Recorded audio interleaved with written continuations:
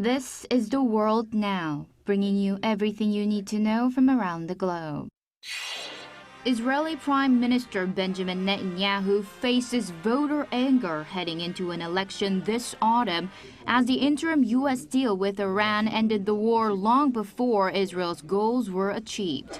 Netanyahu confirmed this week he will run again in an election that must be called by October.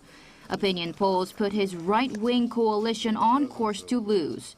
President Trump chose to end the wars in Iran and Lebanon before Israel achieved lasting victories. Netanyahu also faces corruption charges and criticism over the security failings of the October 2023 Hamas attack. Opposition leader Yair Lapid said Netanyahu lost the war and collapsed at the moment of truth.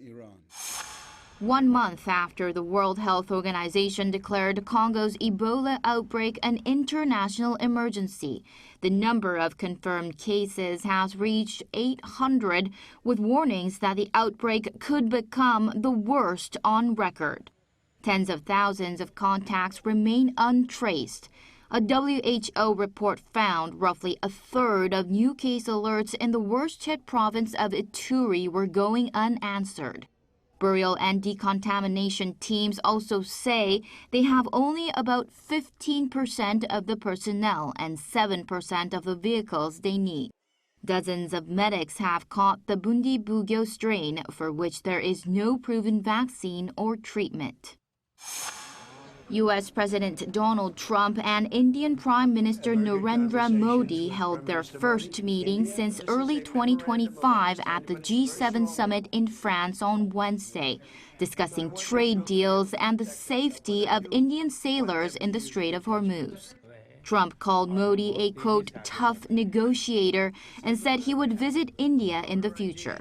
The two leaders last met in February 2025, but ties have since deteriorated over high U.S. tariffs on Indian goods and Washington's closeness with India's rival, Pakistan.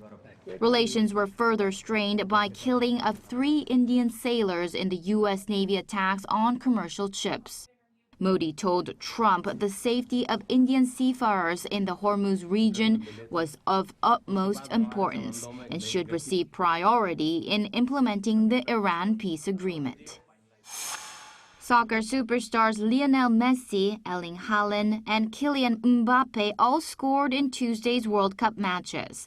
Messi scored his first World Cup hat-trick in Argentina's 3-0 win over Algeria, drawing level with the tournament's all-time record scorer Miroslav Klose on 16 goals. The Argentine scored his first World Cup goal on the same date 20 years earlier when he was 18. Meanwhile, Mbappe netted twice in France's 3-1 win over Senegal to become his country's all-time top scorer with 58 goals. Haaland and England's Harry Kane also scored 2 goals in their opening games. Chu Ji-han, ArirangNews.